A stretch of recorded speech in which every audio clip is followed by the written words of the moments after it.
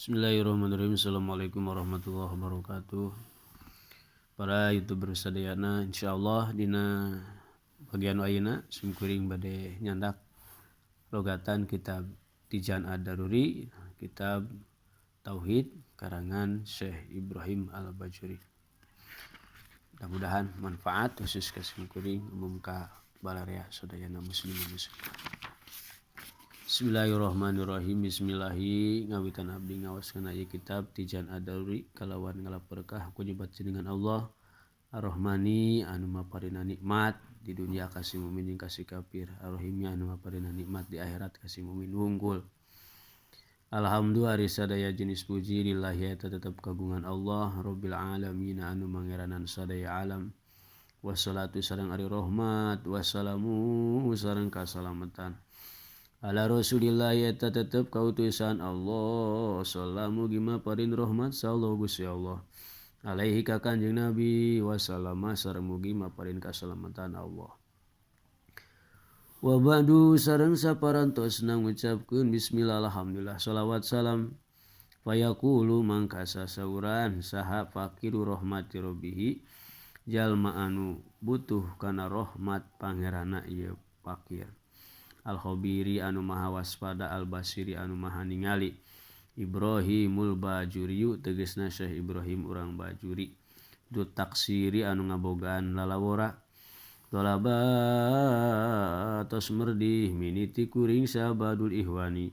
Sawarehna duduluran. Aslamu ga ngaluluskeun insyaallah Gusti Allah lika kuring walahum jeung ka badul ihwan.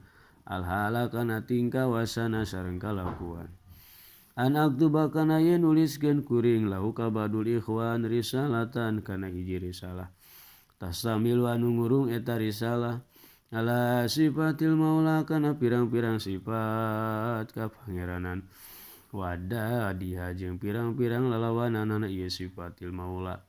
Wa ma sareng perkara ya juju anu wenang ieu ma fi haqqi ta'ala dina hakna Allah ta'ala. Walama sareng kana perkara yajib anu wajib ieu ma fi haqqi rusuli dina hakna para rasul. Wa ma sareng perkara yastahilu anu mustahil ieu ma fi haqqi dina hakna para rasul. Wa ma sareng perkara yajuju anu wenang ieu ma fa ajabtu maka nyomponan kuring hu ka ba'dul ihwan. Ila dalika kana nuliskeun itu risalah nakultu maka ngucap kuring. Wabillahi jarang eta tetep ka Gusti Allah at-taufiq wari nyuhunkeun taufik pertolongan.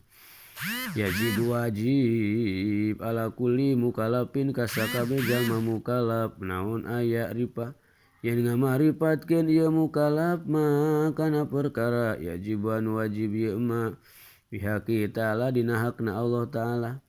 Wa ma sareng perkara yastahilu an mustahil ieu mah wa ma sareng perkara ya juju anu wenang ieu mah.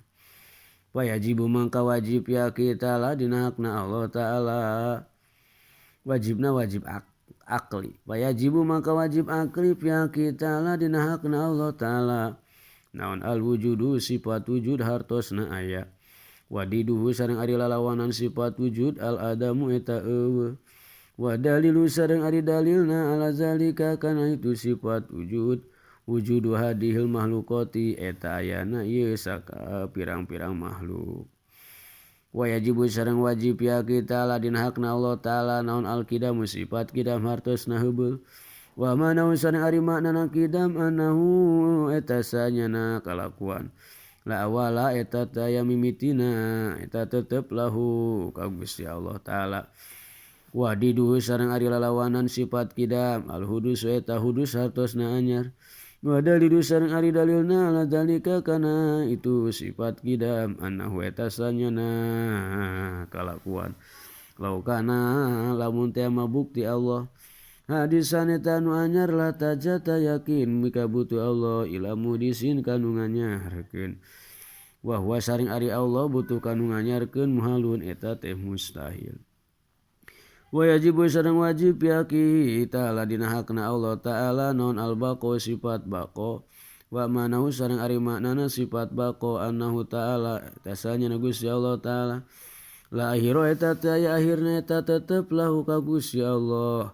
wa dalilu sareng ari dalilna ala dalika kana itu sifat bako anda wetasanya na Gusti Allah laukana telah membukti Allah fa'nian eta nu ruksak lakana tah yakin bukti Allah hadisan eta nu anyar wa huwa sareng ari Allah anyar muhalun eta teh mustahil